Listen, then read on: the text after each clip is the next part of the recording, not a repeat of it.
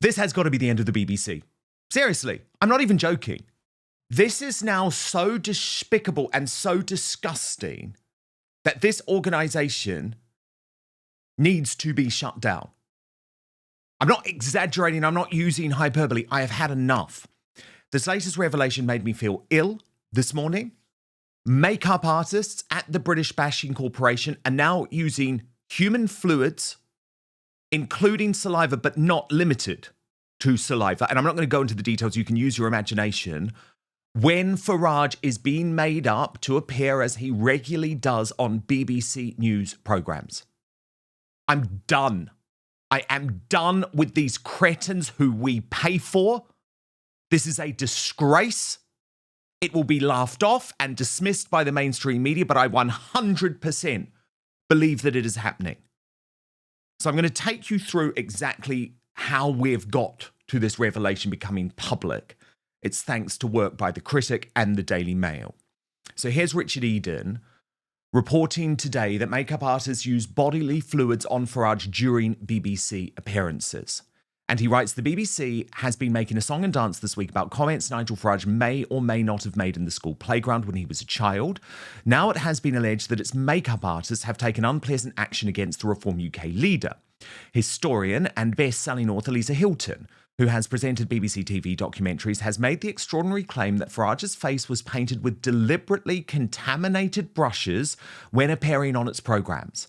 Explaining that she has heard this from a morning news veteran, the well-connected Hilton writes in The Critic magazine, naming no names, but Nigel Farage might want to start doing his own face, giving the extraordinary imaginative range of natural cosmetics which the brushes are loaded with when he's in the chair.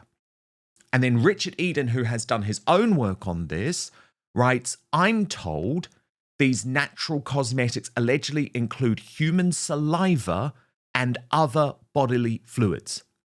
Farage declines to comment, but such alleged spite, Richard Eden goes on, may not surprise the Brexit campaigner who has long accused the BBC of left-wing and Remainer bias. Last year, he vowed to boycott the BBC after being accused by racism and by some in a selected audience on a Question Time special for party leaders before the general election. He said, our state broadcaster has behaved like a political actor throughout this election. Reform will be campaigning to abolish the licence fee. But Connor Tomlinson, for me, this is just a step too far now. The BBC is a morally depraved organisation. It has shielded paedophiles throughout its so-called storied history. Until very recently, by the way. And the fact that they are using bodily fluids, you can imagine what, on Nigel Farage's face. I'm sorry, this just has to be the end. I'm done. I am done with this organisation. Okay, half of you watching this are not subscribed to Dan Wootton Outspoken, and the best way you can support what we do is by hitting that subscribe button. It is completely free, and turn on the notification bell to be alerted to our new episodes.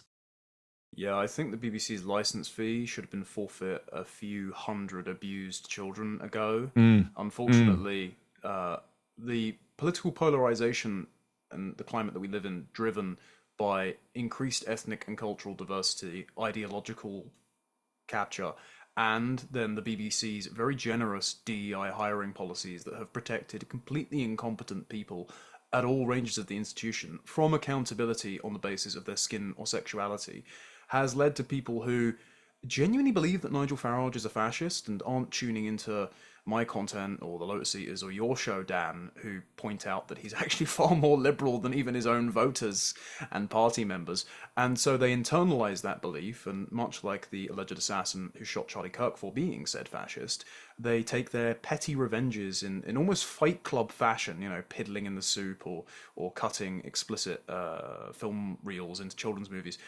And so they contaminate the brushes that are going to touch him, hoping to, give him some sort of skin condition, or at least get one little petty mark of revenge over on them. And this is really the hallmark of quite a wretched person, so this might be a strange link to make, but Dostoevsky wrote a book called Notes from Underground in the 19th century, and it was the profile of the exact kind of petty bureaucrat who hates themselves, who's antisocial, who's incapable of virtue, and it's just this long monologue about how they hate their own lives and they hate people that are more successful than them. And there's a chapter where one day this army officer who's well respected just walks past him in the street and occasionally just sort of brushes past him. This guy hangs onto it for years. He buys a special coat, plotting the day that he will revenge himself by bumping him back, and that guy will also remember it, and he'll know deep down. And he does it, and the guy doesn't even notice him. And so he goes, oh, but I guarantee he knew inside. He was. These are the kind of people that we now have to interact with because of political polarization. They are resentful. They are wretched. They are constantly plotting their revenge against you for things that you haven't even done to them.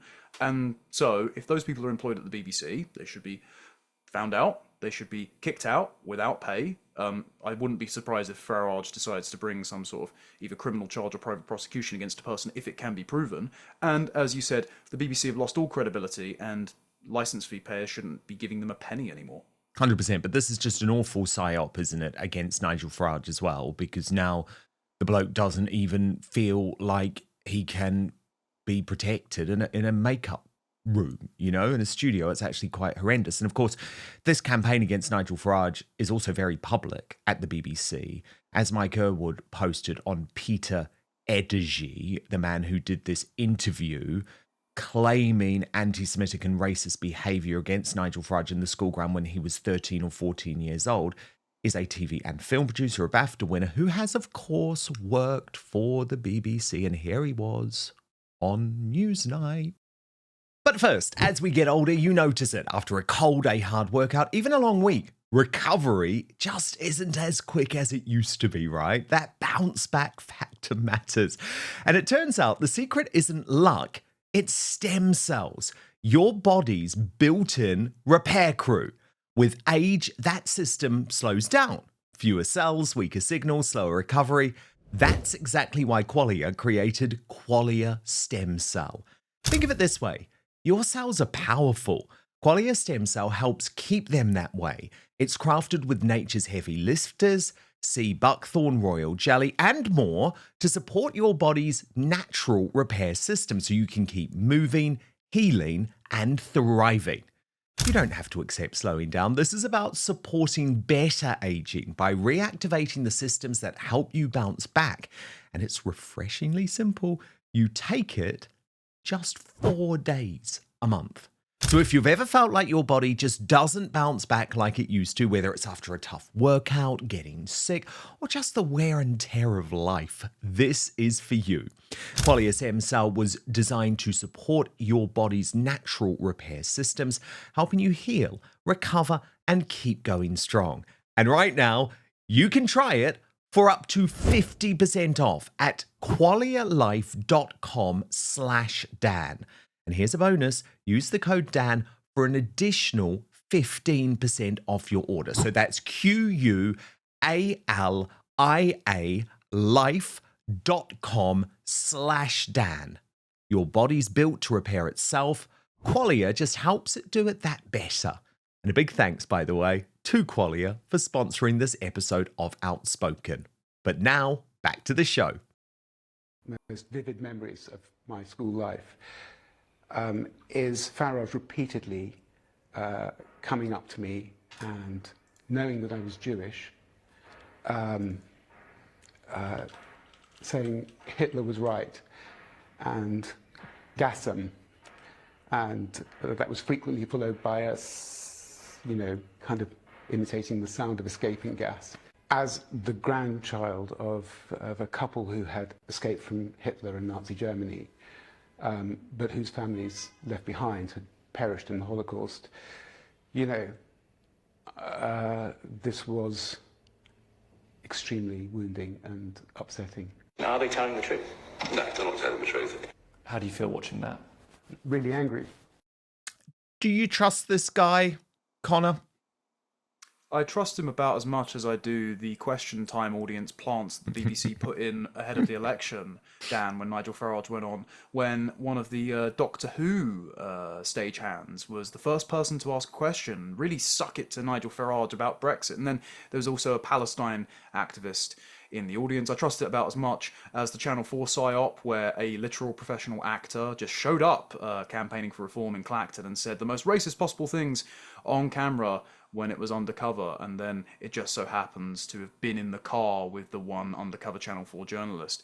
I also don't trust him because, and this might be an anodyne point, but has this gentleman in question considered that no matter what Farage said as a juvenile, I mean, he disputes saying it, has he considered that he might have just been a bit of a prick? Because he seems like one. And so I wouldn't be shocked if he was bullied at school. I frankly don't care. I don't, you and your adolescent hurt feelings do not get to mean that I don't get to have a country anymore. Exactly. And if Nigel Farage was half the bogeyman you thought he was, he would be able to fix it overnight. However, he's not going to be one, and so I'm just not going to take the crocodile tears of the BBC seriously when, one, its demented staff are probably contaminating its makeup brushes to revenge themselves against him, but two, not just the conduct of the BBC, as we've said before, with the long-standing habit of hiring sexual abusers, but also the politics of the BBC that they mask in neutrality, saying they want to throw our borders open, liquidate our culture and impoverish us, popping champagne bottles when Labour won the last election. Yeah, I'm not going to trust anything the BBC puts out. I'm not going to trust anything that they amplify as neutral on their news stations. I think that their offices should have all the lights switched off. They shouldn't be able to give taxpayers money to The Guardian anymore because they're number one buyers of The Guardian, keeping that newspaper's afloat. I think everyone at the BBC should be out of a job, or at the very least, someone like the late Peter Whittle, under a reform government, should have been put in charge and given their charter and make it the kind of state broadcast that we used to have. Yeah, that would have been an amazing thing. Sane lefty Paul Embry, I think, got this right, Connor, actually. He posted, and he often does, there's something quite unpleasant about the forensic scrutiny of Farage's actions at school. If he did what is claimed, it would have been a deeply unpleasant experience for those on the receiving end. I get that completely. But boys say and do nasty things at school. It happens. I can't see that it is fair to crucify them for it 50 years later when usually they are very different human beings. I mean, I would agree. I would say this is one for Peter Ettige's counsellor. Do you agree, Connor? Yeah, it's almost... You would be hard-pressed to find another story that would actually make Nigel Farage, ironically, more sympathetic to the electorate.